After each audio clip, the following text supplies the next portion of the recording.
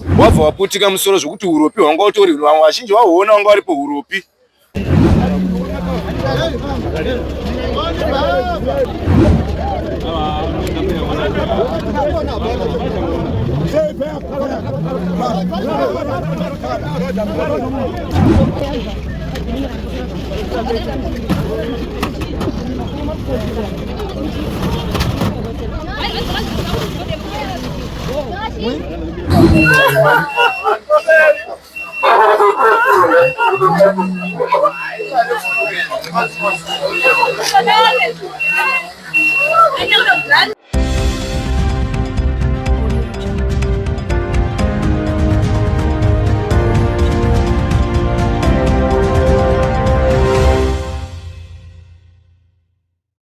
Yes, atichiti kuswera mhuri yeZimbabwe tichi kuchingamidza zvakare paHilot Zim trends apo patinokupa inyaya dzinenge dzichipisa around Zimbabwe naika.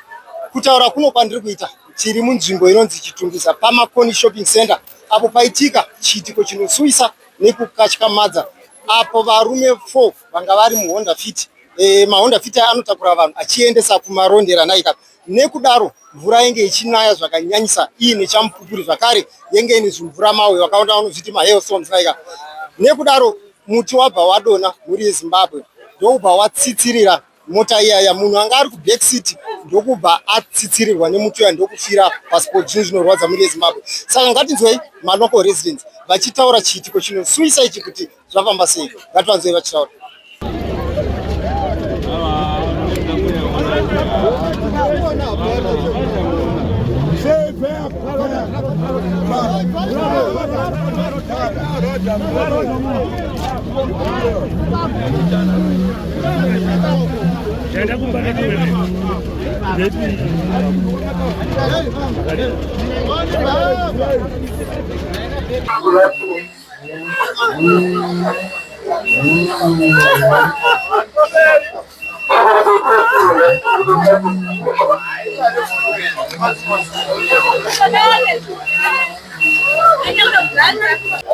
Zara unondafadzwa kavenya paitika tsaona iyi ndanditobva kuno atenda face modern face wamwe ngara pangatondidaidza saka ndasvika panapo pandatonzi chena nemwe sawira wamwe ngara apa kana anodatese ndatomboona bhora nditika saka aingotina tina sezvo kwakunaya nditika atodzoka toona bhora nditika saka pandaburuka ndatomboramba ndakagara mota ndongo achakanaya mvura yanga ine mhepo pandatoburuka pandatenda pavari.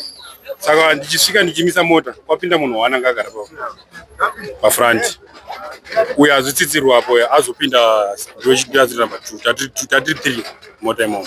Saka 33 ndatombobuda pandatoenda mushedi pandatodza timu remushedi ndati anopana pane mhepo ine miti hapasi safe ngatibve panapo nganekomana haiwa aimbowira aimbodona ndati aina achatomire. Saka the more ndatenderera ndichinopinda mota ndichoisa mota mudrive ndichitore kuti mota isumuke muti ndobva watondiwira ndichizobuda nepana buda napa ngona engu apa ndichinodhodza angari pafront apo uyu kuti ndichimuburitsa papane zidanda rakadzvanyidzira ipapo ndichiti tichitarise tichiende kumwacho wabva wawira futi ipapo. Okay, saka imi mazobuda nepai noti taona kuti mota izvi shuwa inge yakatoita kakudzikira makwanisa kubuda sei mukoma? The more yarohwa mota yanoseparata matombo ivaita yengu ndopandabuda napo ipapo ndopandazodonza futi nemumwe wangu anga ari kumberi anga apinda mota ndopandadonza futi ipapo pabuda napo. So anga ari kumberi haana kukuvara kukwara handauzomuona because pazodonha moto chitupa azomhanya wani saka ndatozomuona kuipapo. Zvinorwadza izvo. But imi pache zvenyu hapana here peni yamuri kunzwa iri pamuri bosi kazhinji zvinowanzokurudzirwa kuti makasangana netsaona munofanira kuenda kuchipatara. Hapana here peni yamuri kunzwa izvo nawo? Peni handinokonza ndoti ndazongorovera pamuti apa but yekubuda mota ndana peni pamuto wandazongorovera padanda ichida kutsvaka kuda kutizo muto wechituonga kudona futi. Alright, so paitika chiitiko ichi mazobuda mumota umu maakuda kutiza. Aiwa chiitiko pachaitika pakuti ndibude mota umu tatatowirwa totodaidza timu ngatibatsirechi tiburitse munhu achi arapa ndobva wira muto wechitupa mberi pachifuti. Okay, so zviitiko zvangoitika chiti hazvinamboita minute but yese miti iri twainamboita minute kudona kwayo tichibuda mota tichitoita sekuti munhu tichocheuka moto todona futi. So tingati chimiti yanyanya kukonzereswa kuti idonhe nei? Mhepo. Alright, wakaita mhepo yakati wandei. Zvinorwadza. But mukoma tinoziva kazhinji madrivers anogona kuti mvura zvainyanya rega ndimbowanda hangu pasi pemuti apa nyange achitodriva. Asi zvamaita here nemukoma? Muona ndimo yatamira apa mvura yanga isati tanga kutonaya. Handitika. Yanga itanga kuita mashowers but mhepo ndoyaita se yanosvika because mhepo yasvika ndiri process kutotaura to that mvura kuti patakamira pana nemhope kudaisoka apa safe. Ndinatova because vanga vatovaraira. That apa safe ngadibve panapo. Inda kutobva. Vanatopinda mota. Ndichisa mota mudrive mutoendobva wanitsitsiri. Zvinorwadza. But mungatsanangurira mhuri yeZimbabwe tikuziva ino zvinhu mune trauma. Makatovhiringidzika brain dzenyu. Mungataurira mhuri yeZimbabwe feeling yamurunzwa right now tichitarisa kuti mota yamenge muri yafira munhu. Tsanangurira mhuri yeZimbabwe muri kunzwa sei? Zvinomborwadza because iri nyaya yemota haina steering but munhu azongofira apa ndiye anorwadza because mota marata. It's no plan but pamunhu apo ndopano plane yamusei. Taonawo zvakare amai muridzi wemota vauyo pano vaine mwana wavo but varadza kurwadziwa nemota kukunda vanhu vafira mota. Iyambire yamuda kuvapawo zvakare tichitarisa upenyu hwemunhu. Unoona issue inerwadzi munin'ina wangu haana 3 months akaroverwa mashure akamukira chipatara. Hazvina 3 months navanaterwa tina tuzeti zvizi 3 months ndine imwe mota beyond iri pamba IH2 3 months. So mune imwe mota yakambopararawo zvakare yamaitotyaira imimi yaitodrivha nemunin'ina wangu akarohwa aitopa gift yaida kupinda kuservice station varohwa mashure bvaita beyond iya number 2 beyond. Zvinorwadza chokwadi. Tosiziva munhu unogona kupinda mutsaona kakawanda uchikonzeresa matsaona. Munoenda kuchechi here nai baba? Kuchechi aimboenda here mpe. Handitika. Pane here kakufungira kamuri kuita kuti chingava chinogona chiri kukonzeresa? Kufungira hauzizivi kuti kufungira semunhu wenyama hauzivi zvekutera. Iwo pauri kuti kandibudirire kuitawo zvimarata izvo mumwe munhu haasi kunakira hauzivi kuti ndiani. Saka ndinoti nhingi ndiyari kukonzeresa kana chii. Handisi nditori confused pazvizvo.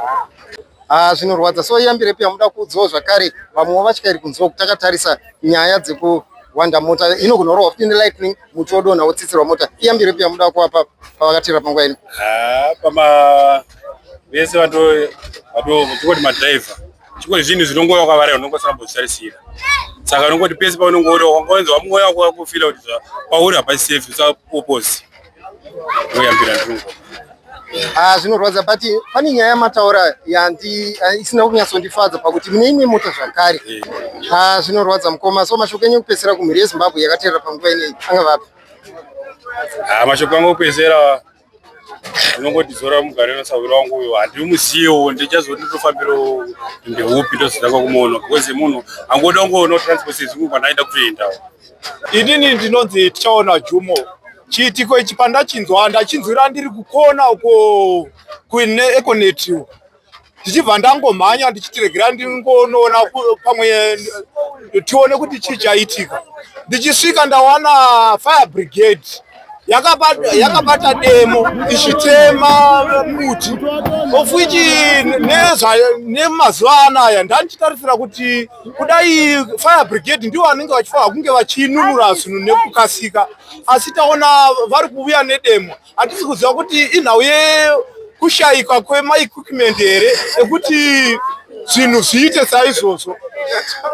Ndatozodzokera kune ofisi kuzesa uko kunotora mushini kuti tive tikwanise kuya kutibatsira. Ndazowanawo kanzuro yatanga kuita kubatsira kuti munhu akwanise bhodhi ikwanise kutorwa. Saka kumhuri yeZimbabwe tiri kukumbirawo kuti hameno kanzuro kana zvichikwanisika miti yese mihombe yatiri kuona ngaikwanisike ichibviswa zvayo murodhi. Tinokuwadza mhuri yeZimbabwe, miti yachembera. Zvinorwadza baba. Pane mashoko andibata kuti masvika fire brigade yakabata demo patakatotarisa imi mune chinhu chinodambura miti. Manzwa sei muchiona fire brigade? Chiitiko ichochi pandasvika ndatadza zvangu kuchema ndikashedzera kupolisi nefire brigade kuti kana pane ane motikari nditoreiwo ndimanye ndinotora chainsaw pazesa apa. Hapana kana akwanisa kusimudza motikari kana mota yehurumende handina kuiona. Tatinozotora imwe mota ndatotora kuzasi uko kuti timanye zvinhu zvazoita kuti tinonoke kuuya kudetsera help. Zvinorwadza baba. Takatarisa muri mushandi wezesa naye? Inini handisi mushandi wezesa, tiri kutochekawo miti inoita kutambo dzezesa. Zvinhu izvi zviri kutoitawo zviri kukonzera tambo dzezesa dziri kukonzerwa futi naizvozvo izvi. Pane vanhu vari kubatwa nemagetsi nekuda kwemiti iri kukura. Yambiro iri mudzimba, kune vari nemiti mihombe iri mudzimba. Ripoti yemiti iyoyo inokukuvadzai patambo dzemagetsi munzira. Asi hama dzangu, mukaona mvura iri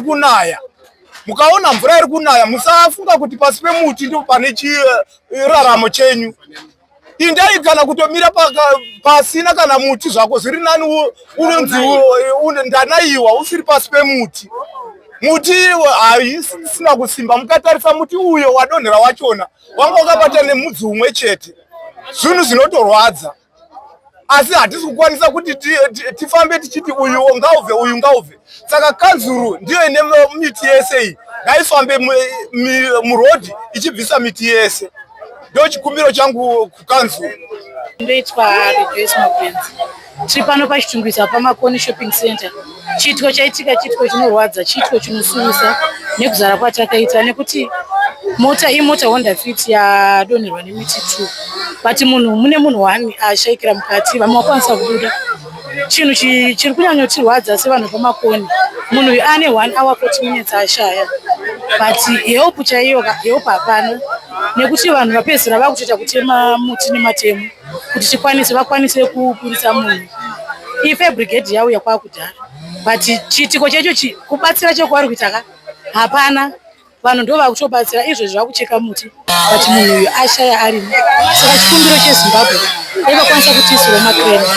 Tiwane kubatsirikawo pazvinhu zvakadai nekuti izvozvo munhu ashaya. Pane nguva vanhu takangomira. Ife brigade yakasika kuuya pavafonerwa. But help chaiyo hapana.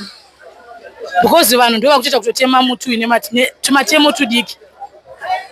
Alright, so takatarisa fire brigade like police yazoyonguva zvakare pachitiko ichi. Polisi yauya varipo but vakangomira havana chavari kutibatsira nacho. Zvinorwadza. So vanhu vakuwadzwa nemuti uyu kudonha kwavaita vangaite vangani uye vafa vangani? 1 ndiye ashaika, driver azokwanisa kubatsirwa akabuda nepahwindo. Alright.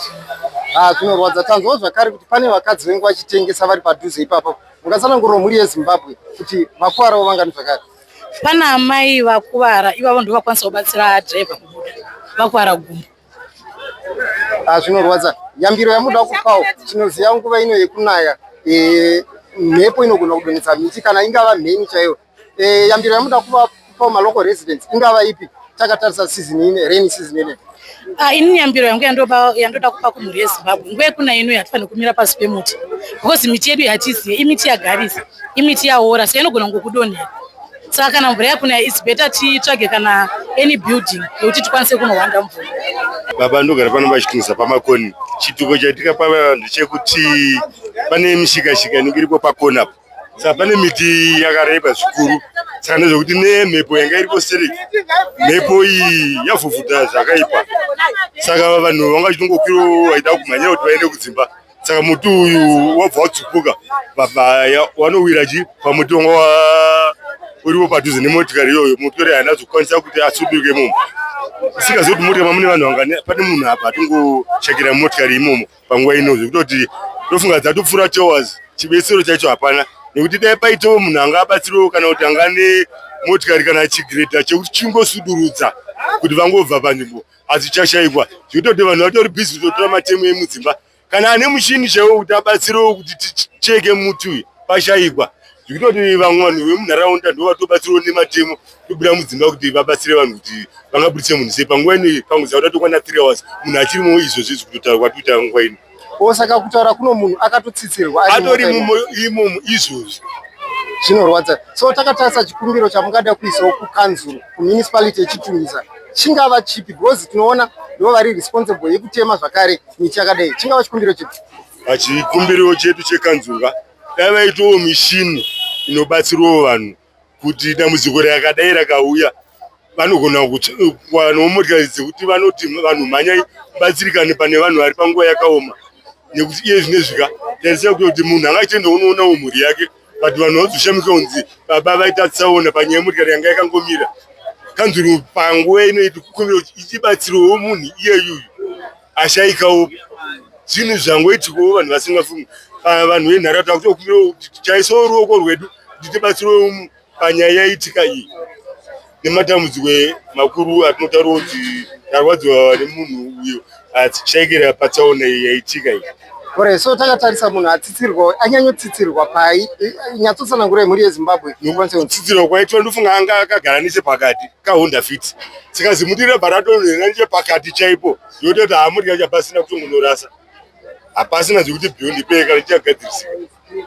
Zvinorwadza. So zvaitika nguva zvinhu nguva yaitanga kuvhuvhuta mhepo ndofunga dzanga dziri hadzidze kuma 2:02 svika nguva inei motikari yamboyo vaida kuti vadhonzere zvatadza zvotoda pangotiwo chikireni chekuti chingosumudza chete motikari yangobviswa ka daita tokana kuti zvinhu zvaitika but hapano vanhu vaitoshunga kuti tifonero munhu vane zvimukari tongona kudhonza kuti vabatsirikane zvichitoti tashungudzika zvikuru mukuru wangu nengoti panguva yakadai so tokumira kuti kana hurumende kana chikwanisa kubatsira vanhu vakadai so ngaibatsirwe munhuwo ashakirwa nemhuri yake kana vachikwanisawo kuisa ruoko rwavo vachikwanisawo kupawo kana transport chikafu kana kumuendesawo kumusha kwake kwaanobvo nekuti zvinhu zvangoitwa munhu asingafungiri. Iyoyo chikumbiro chekuti odai hurumende yapindwa panguva yakadai so. Zita rangu ndonzi Darlington Murozoki. Ndakagarawo apo panguva yauya mhepo huru zvisingaite yazunguza muti wazoraya munhu anga ari mumotikari umu.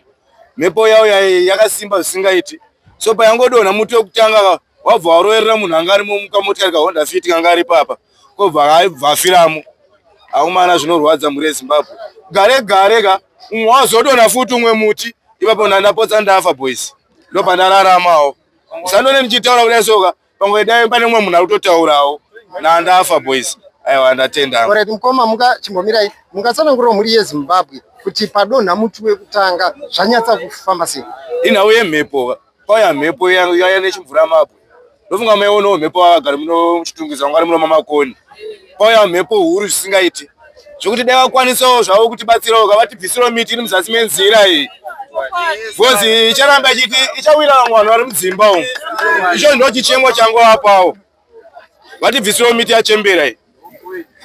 Alright, so mukatsanangurawo zvakare kuti padonha muti wechipiri uyu watsitsirwe nemuti wekutanga kana kuti wazvidonhera futi wega muti uyu watopodza uraya mwambuya wangu anobika sadza apa havazomhanya mbuyawo zvisingaiti zvoti angari mahwani mukuru wangu. Umwe mudhara angari motikari imomo muhonda fit mamina vanhu 2 ka umwe mudhara wataburitsa imomo ka ararama wacho ka amhanya achingosvika pakona pabva afenda kuratidza kuti hora yanga iripo ipapo mukoma wangu. So mamuburitsa nepai because taona kuti mota iyi inge yataka kudzikira, so mamuburitsa nepai munhu? Ndati mukuru wangu pangoti pachivhurwa chijeka hama handitika kumashure uku obva aburitsa musoro azongopedzesa kuburitsa nebhodhi yake ndatozvoti pasimba ikuwedzera kuti tivhure dhoro abude. Pangoburitsa musoro cheteka abva abuda neupenyu hwake. Zvinorwadza. So takatarisa munhu ari kunzi atsitsirwa nemuti anyatsorohwa pai because vamwe vakwanisa kubuda ka pachishona unoti nyongonya pakati pemusoro wabva waputika musoro zvokuti huropi hwanga utori vamwe vazhinji vahuona vanga varipo huropi ukaona munhu akubuda huropi zvechokwadika apa mai nevana vakamira kuti baba vari kuuya kumba uku zvechokwadika mhuri yeZimbabwe tibatsirewo pamiti iri muzasi menzira iyi. Zvinorwadza. So yambiro yamudawo zvakare vanhu tinoziva kazhinji vanhu nguva yekunaya vanohwanda pasi pemiti vachitsvaga shelter. iyambiro pia muda kuvapo kuti kana kwakunaya musapakira motikari muzasi memiti, musawanda mvura muzasi memiti, mugarire kure nemiti because hatidi kuzosangana nemwedzo wakaita seiwoyo futi. Zvinorwadza mukoma nemashoko enyaya vaomberere maoko. Ini ndinoitwa maijambaya asi chitiko chaitika ichi kutishamisa hatina kana remuromo nezvaitika pamakoni kuchitungwiza. Tiri kurwadziwa zvekuti nezvaitika hatina mashoko nekuti munhu ashaya utamuziva mumwe wedu watinoshandidzana naye. Saka chichemo chedu kukanzuru miti kana yakurisa ngavabvise vadyare mimwe. Isusu tiri kubvisa mari kukanzuru $5 pamusika. Tiri kutarisirawo kuti tigadzire development iitwe kana tichibvisawo mari. Saka tarwadziwa nekuti mumwe wedu muvhenda watinoshanda naye afa nechiitiko chine incident iri kutyisa kudai. Saka chichemo chedu kukanzuru yes Chitungwiza ngavaonewo zvekuita nezvaitika zvine kuti izvo zvakonzereswa chete nekushayikwa kubata kwekanzuru nekuti hatina madrainage. Mvura iye iri kuramba yakagara pamitapa payaungana pasi pemuti, muti wobva wasvika pakupfava, mhepo ikangouya yobva yatorwa. Saka ipapo chichemo chedu kukanzuru ndo chichemo chatinacho kukanzuru. Tarwadziwa, tiri kudawo rubatsiro. Rufu harina anotiza asi zvaitika zvatirwadza. Chikumbiro chedu kana hurumende chaiko ngaitibatsirewo maitirwo azvaita. Tiri kurwadziwa, mukomana wanga chiri wechidiki achida kuchengeta mhuri yake. Saka hatina remuromo. Izvozvo zvatoitika of course tiri kupa hedu rumhosva kukanzuru. Nyangwe nemanemota dzacho vanga vachifanira kungoonawo kuti patakamira hapana kuita sei, hapana kunaka. Nevanolodhawo mapipi ngatingoitawo chengetedze vanhu. Upenyu hwevanhu hwakakosha. Ukangoona kuti mvura yatanga kunaya zviri nani kutombovhara mota dzenyu ende mobva pasi pemuti. Ende zvinhu zvinongodzidzwa kubva kuchikoro kuti pasi pemuti hapaite sei, hapamirwe. Saka ipapo tinoda kukumbira kuti gadzirisirwe. Zita rangu ndinonzi Elizabeth Shayamano. Ndarwadziwa nechitiko chaitika pano pamakoni chemotikari Honda Fit yatsimbirirwa nemuti panguva yatanga kunaya mvura. Ndarwadziwa zvakanyanya izvozvi. Pane basa rokuti pauyawo fire brigade yanga ichida kuedza kubatsira kutonza muti zvaramba kusvikira vanhu vazotora matemo amishini inocheka iya kuti kudimbura muti kuti muti ukwanise kubva kuti mota ibve pasi pemuti. Atarwadziwa nechitiko chaitika pano pamakoni vanhu vaMwari. Tarwadziwa zvakanyanyisa. Tinongoti kudai kuti vanhu vabva pasi pemiti nguva inonaya mvura uye miti mikuru iri mujinga memigwagwa dai yachekwa zvaiyabva mujinga memigwagwa nokuti tatoona zvitori nenjodzi huru pavanhu vanenge vachikahwanda pasi pemiti uye vanofambira pasi pemiti. Saka tiri kukurudzira kuti veruzhinji panguva inoinaya mvura ibvai pasi pemiti. Vane motikari musapaka motikari pasi pemiti. Zviri nani kuti kana nguva inenge chinaya mvura vane michovha ngavamise michovha. Mvura kana yapera kunaya yopfuurira zvavo. Zvakaoma. Tarwadziwa nemwana womaseke atsimbirirwa ari mukati memotikari. Zvakaoma. Tarangunzi Comrade Spencer Machangara, ndiri Vice Chairman weHarare Province Youth League bandiko reZANU-PF. Ndini shadow MP wekuno. Ndine urombo nechitiko chaitika panapa pamakoni. Nemvura yanaya, mvura kunoku yanaya zvakanyanyisa. But tasanganawo nedambudziko hombe padonha muti wamuri kuona uyu uchibva watsitsirira motikari. Watsitsira motikari saka mukuratidza kuti kune munhu one ashayikira ari mukati memotikari imomo. But fire brigade nezvinhu zvese zvauya zvamhanya zvaita zvakanaka. Vanhu varipota kupolisi zvese. Kanzuru yasvika zvakanaka-naka. Asi mvura ndiyo yanga ichinaya yakawanda. Saka ndo dambudziko ratasangana naro kuno kuchitungwiza. Zvinorwadza. So chitiko chaitika kuri kumanguva iyi? Patonewo dzakumanguva 2 hours back ndobva zvaitika kwanaya zvisika. Alright, so tanzwa umwe wataurira vachitaura kuti kwambopenya inenge mhenhere. Mungataurirawo mhuri yeZimbabwe kuti tingati mhenhere kana kuti chingava chichakonzeresa kuti mukuirwa. Panaya mamvura mawe, panaya mvura ine maaisi, ine matombo. Ndo mvura yanaya kunoku ine matombo ya. Saka vanoiti mvura mawe inenge ine zvimatombo ya nemhepo yakanyanyisa zvisikaiti. So yambiro yamuda kupawo mhuri yeZimbabwe kunyanya nguva ine yekunaya tinoziva kunwanzoitika njodzi dzakadai. Iyambiro pia mungada kuapa? Yambiro nguva ino ndeyekuti vabereki dai vachengetedza vana vanhu varegedza kupaka mumasides memiti nekuti zvikuratidza kuti mvura yacho iriko nguva ino yeimvura yakaomarara fani. Saka dai vanhu vachengetedza vana, vachengetedza mumugwagwa umo, wafamba zvakanaka. Zvinorwadza. So takatarisa vanhu vakuwara padonha muta vangasvika vangati? So far chatinyasoziva ndechekuti mune munhu afiramo, vamwe vacho vabviswa tisati tanyasoziva kuti vakuwara kusvika papi. But kukuwara vanogona vakuwara but nekuda kwekuti vabudiswa vaendeswa kuchipatara. But izvezvi mune 1 arimo asi tikutarisira kuti ashayikira imo. Zvinorwadza. So tichitarisa ashaya ari 1 anyanyokuwara pai, arohwa pai tepo nemuti pekuti akabvakira pasipoti. Akatsimbirwa nemuti kozi yarohwa pamusoro pemoti yakamutsimbirira ipapo. Saka fire brigade ndo iri kuvhura kuti imuburitse tinyasoone kuti anyakuwara pai, but hatifungidziri kuti achiri mupenyu. Ini ndoitwa Tishaona Maridadi, ndiriwo mugari womuno muward 25 Community G, ndiri secretary weadministration yemunhu mutapa. Ndino hurombo nechiitiko chaitika panguva ino yatiri. Zvinosiwisa chaizvo tichiona tichirasikirwa newe chidiki mune chiitiko chakadai zvisinei kuda zvako kwaMwari. Chikumbiro chandinopa chikuru ndechekuti vanhu panguva ino vachivewo vanoteererawo weather forecast, tichinzwawo department recivil aviation mawarnings atinopuhwa. And panyaya yeweather forecast uyai titore serious. Vanhu vanozviita unge makasi, but uyai titorewo serious. Nepadzinhare mbozha dzeduwo tichionawo kuti mvura inenge ichifamba sei. Ndine hurombo nechiitiko chaitika. Inini ndinoitwa Maitino. Zvaitika izvi tirikurwadziwa sevagari vemuno maMakoni district. Tiri muyuth wemuno maMakoni. Zvaitika zviri kurwadza, hazvisi kunakidza. Mvura yanaya, muti wakasimudzwa nemheni. Hatisi kufara izvezvi mumota umu mune munhu. Tichikumbira council ikuwane titemerawo miti ibve.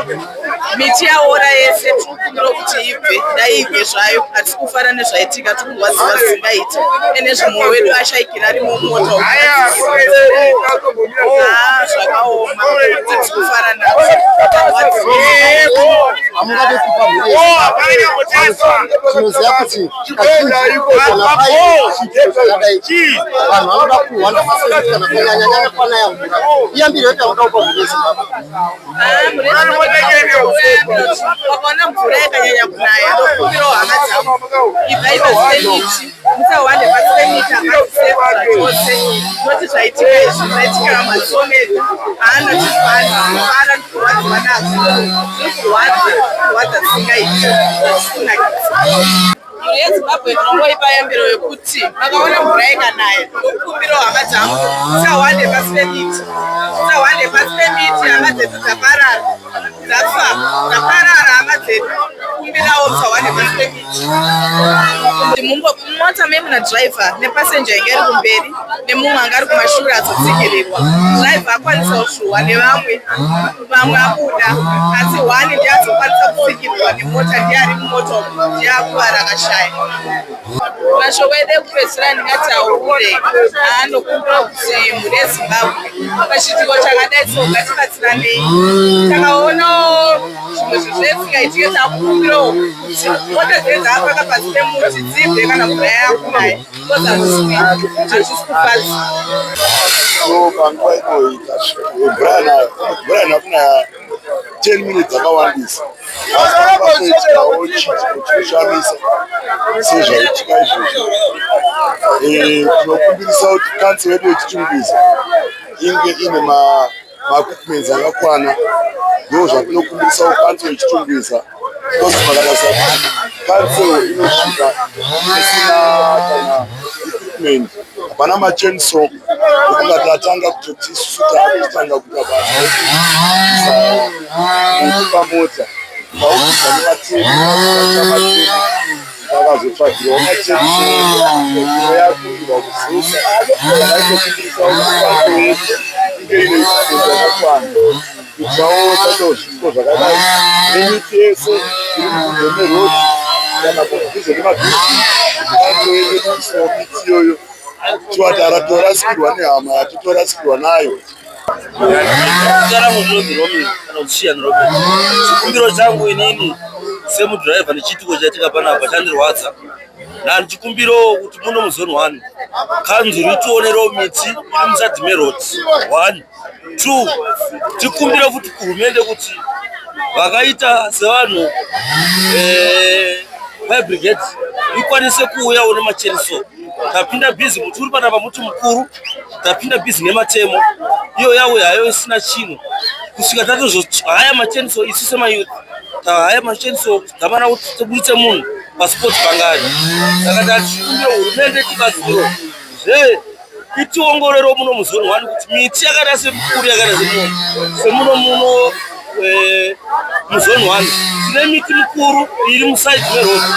Miti iyoyo kadzi yatibatsiro kuti zvinokumbira kwadhiraivha akaita sei kuti kana kwanaya musatendere kuti mupake pasi pemiti. Miti iyi yakura inongodonha anytime, unopomera mhepo pasina mhepo. Tinokumbira kuti vanhu vadzidze kuti kana mvura yakanaya enda open space paunopaka mota yako kwete kuenda pasi pemiti. Ndochikumbiro changu mazvita izvi.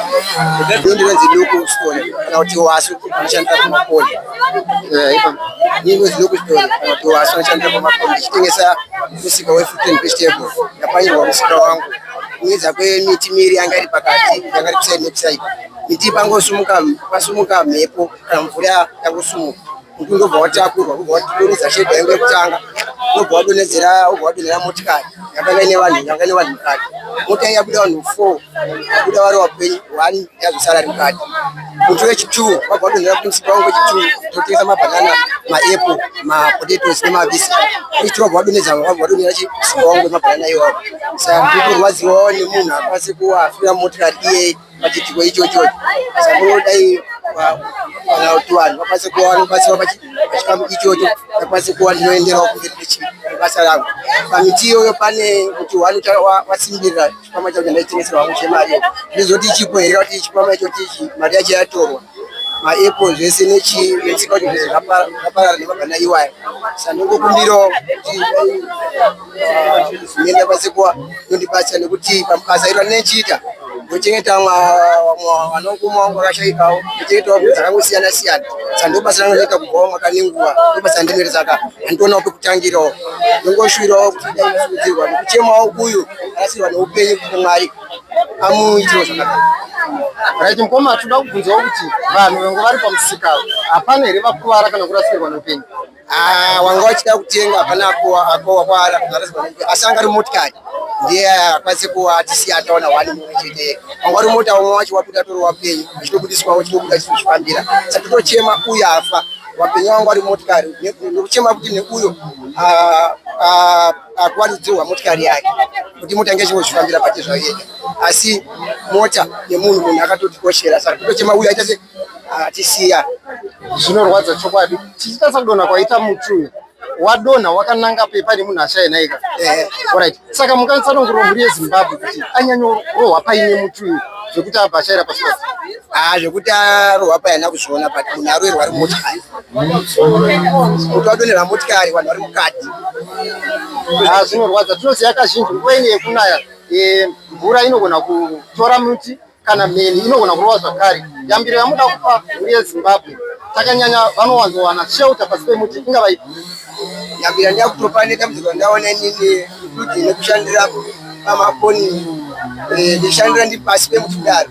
Ndakushuvira kuti vanoshandira pasi pemuti padhuze nemuti vasashandira padhuze nemuti. Nekuti chiitiko chandaona charwadza chadzosera kuti basa rangu kumashure charasa kuti upenyu hwemunhu. Saka vese vanoshandira pasi pemuti ndinopa yambiro kuti vaende kure nezvozvo. Chiitiko ichi ndakatarisa mhuri yeZimbabwe hamane shamwari. Chiitiko ichi chiitiko chatisiririsa, tasingambofungire kuti pangaite zvinhu zvakadai. Mvura yauya ine mhepo ine chimvura mavhu payanga ichinonaya mvura iyi. Saka pakunonaya kwayanga ichiita yabva yafambisa muti wanga wasarawo nemudzi mumwe chete. Saka wabva usvika uchiwira mota inge iri pasi apa. Saka chiitiko ichi chiitiko chabva chasiririsa. Tinongoti vana veZimbabwe ngative tine unity, tinge takabatana kuitira kuti panenge paitika zvinenge zvaitika tokasika kuita sei kuonerana. Taona vanhu vakungoshanda auya nedemo auya nechenso yekuti acheke zvinhu zvazvingoitwa vanhu vachingomhanya-mhanya. Kana izvezvi kana kutotarisa mugwagwa uyu watovhurika kumhanya-mhanya kwamuchiita vanhu. Saka tinotarisa kuti tive vanhu tinonzwirana tsitsi, tova vanhu vane unity mukati menyika yedu, kwete kunge tichitoti zvamuwana kana kuti zvaita sei zviri mberi iwawo zvizivi, asi tinongoti ngatirambe takabatana vana veZimbabwe. Chawira mumwe ndechako, asi chiitiko chichatiita sei, chatirwadza, chatisiririsa pamukomana uyu. Zvinorwadza. So tichitarisa tanzwa zvikuru kuti pane ashai arasikirwa neupenyu anga ari mumota. Padonha muti anyanyorohwa paita izvo sekuonawo kwamaita nekunzwawo kwamaita paanga achiburiswa nepolisi. Pamaonero nekuona chanyanya kumuafekta aro muti waswowira nepaanga akagara ari mukati memota. Saka zvaitika ndezvekuti asworohwa musoro, arohwa musoro, saka pabva pabuda uropi pamusoro apo. Saka hapana zvaangachakwanisa kuita, vakwanisawo kungobuda ndidhiraivho. Zvinosiririsa. Taonawo zvakare paanga achiburiswa anga akatobata mari iyo yaanga achida kuzobhadharisa lift. So chenjedzo yamuda kupawo zvakare kune vatyairi ingava ipi? Because toziva zvikuru kwakanaya vanoda kuhanda mvura pasi pemiti kuti mvura imbogasa, ingava ipi? Chenjedzo yatinoda kuchenjedza kuvatyairi ndeyekuti kana vane motikari dzavo ngavasangopake panhu pese pese, pamwe panenge pari dhenja. Edzaiwo kupaka panhu panenge pachitenderwa kupaka pari paopen space, pasinowo zvinhu zvinokuvadza. Ndozvatinopo chenjedzo kuvatyairi, nekuti munofamba nevanhu. Saka ivaiwo muri panenge pari pakanakiwo pamunoona kuti apa pati sefewo pakupaka. Zvinorwadza. Yambira muda kupawo zvakare kune varidzi vemota, because amai muridzi wemota vasvika pano asi vengi vachitorwadziwa nemota vasingarwadziwi nemunhu ashaya. Ingava yambiro yepi yamuda kuvapa? Yambiro yandikape kuvaridzi vemotokari ndeyekuti kuti uve zvaunenge uri, mota iyo haingofambi yega, inenge ichitowo nevashandi vavo. Asi chandinoti inini, kurasikirwa neupenyu chinhu chakanyanya kuoma kupfuura motokari. Motokari kushanda kwatetaita tinogona kushanda imwe, asi upenyu haugoni kuhutsvaga, haugoni kuwanikwa zvakare. Kurasikirwa zveupenyu hwose.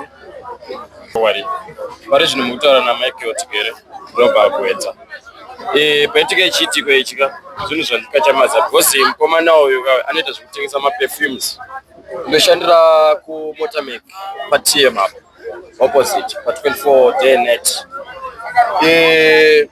Chiitiko chaitika ndechekuti mukomana anga ari mumota ari kuda kuendawo kumba kwake kwaanogara kwaZikwa, but kutanga kwaita kunaya mvura. Yanaya iri mvura ine mhepo netsanza, ndo atinoti mastorm stone, chimvura mabwe yanga ine mhepo. Saka kunaya kwayanga ichitenga ichishandisa mhepo yakanyanya, nekuda kwemiti yedu inenge yakakura ine road dzedu dzafukirika, miti inenge ine midzi inoenda kusaiti neinoenda kusaiti, ikarohwa ichitsikwa nedzimotokari nekuda kwemapothole ariko. Motikari dzikufamba nemuzasi meroad, mutara dzikunzvenga matombo. Pakuzvenga matombo kudaro, miti iyo iri kuwanikwa ichatinzira, ichati midzi iye inenge ichiuya nemuno muroad muno nemuside meroad iri kunotsikwa yowanikwa nekuoma ichisina simba rekuti ijege trunk. Yowanikwa chimwe chinhu chikuitwa disadvantage iripo ndeyekuti muti unenge wakakurisa kudarika mudzi wakaitakura. Saka pakura kunoita muti uyo nekufamba kune kuita dzimotokari chichira mapothole, muti uyo uri kutojika mbira kuchiora, ndosara yakabara nekatranka rutuke pakati kobva karemerwa manje isina support. Saka chikundirwadza ndechekuti ini miti ikai inofanira kuti ifane kungobviswa miti iri muside meroad yese kuitira kuti tisawanikwe nemaaccident akadai. Zvakafanana neuyu uri apa wakatotasana nemba, munhu anenge ari mukati anokwanisa kutsitsirirwa uyo building iri apa pasaidi apa. Zvinhu zvikutirwadza. Uyu mukomana ndiye supply maperfumes tichiende kudzimba chitomutengera kumabasa kwedayo. Munhu aitiwo zvinhu zvechivhenda inamitignas iri kuMotamake kwakedu kwaisviko tichitengero vakadzi vedu maperfumes tichitobva kuna nhingi semunhu watinoziva zvinhu zviri kutobata pakuitika kwechiitiko chiri kuitika ichi. Saka ndachikokumbirawo kune hurumende nevamwewo vanotisapotawo muZimbabwe kuti tikwanise kugadzirisirwa mugwagwa yedu ine miti iri muzasi meroad ibviswe because haina upenyu hunoenda kumberi nekuda kwekuti maroots edu anosupply achienda ari pamusoro. Mudzi wemuti uyu unofamba uri padenga, pane one uri pakati unodzika down unotora mvura, uri padenga ndio unotora chikafu kubva kumaside nekumaside, but kana usina chikafu wepakati haukwanisi kubata trunk iro rakareba. Mashizha ese aya ite weight inenge yakawandisa pakuremera kamudzi kari pakati, kunowanikwa nekuora darika kunoita motikari dzichifamba nekucherwa kunoita mapoto. Mudzi unoenda mumasaidi ukange wapadenga unorohwa inonzi sunlight, zuva kupisa, unowanikwa nekuoma usina mvura. Zvinorwadza baba. So takatarisa maambulance ambouyawo here pachiitiko ichi kana kuti zvafamba sei? Pachiitiko chaitika ichi chandaona inini hamene mushimbirudziko chimota chakamira apa ndo chandaonekwa. Paambulance hapana kana ambulance waneyawo fire brigade ndo yawanikwa nekusvika panapa. Saka vange vari mota iyi vazobatsirwa chirudzi kuti vakwanise kuenda kuchipatara? Pauya police kuti vakwanise kubva pangara, pauya vakomana vanga vachika nemachainsaw neichocho chayazodhonza muti kuti umuvhe kubva paplace iyo kuenda paanother place, vakwanise kustripla munhu paanga ari. Vakomana uyu vachimhanya-mhanyawo vamwe vane machainsaw kuti muti uite kaweight kanenge kari nani because weight yanga yakakurisisa. Kukurudzira pamhuri yeZimbabwe ndoti musatambire mukaona mvura yakunaya yaseta makore always chichi everything zvinongoda kungoita kunge kwada unotibikira kana kuti mute chaiche.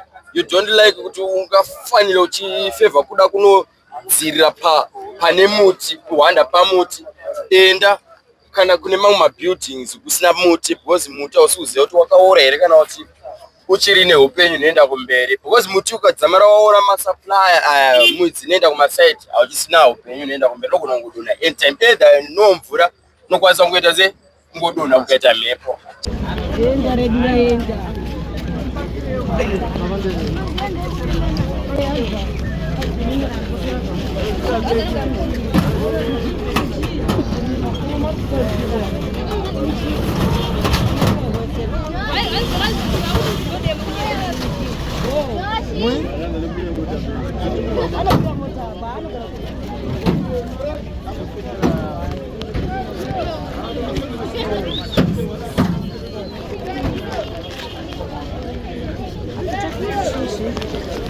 What's the difference?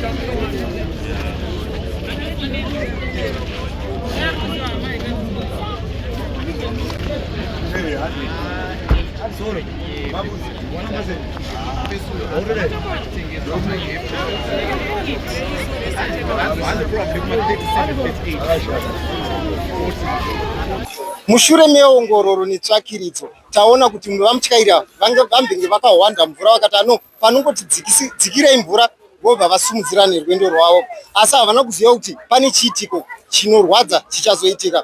Ava tinokurudzirwa muuye mucomment section, but please tinokurudzirwa vatyairi zvakare kuti maona mvura ichinaya hazvikurudzirwe kuti mutsvage shelter pasi pemuti. Tinoziva zvikuru kuti mhepo inogona kudonhedza muti, uyezve lightning inogona kurova muti iyoyo moto kwanisa kunge muchirasikirwa neupenyu zvakare. Aiwa, uye mucomment section mupo pfungwa dzenyu, but please don't forget to like, share and subscribe to Hilot Zim Trends so that whenever we post latest news automatically you'll be updated. We love you so much. See you next time.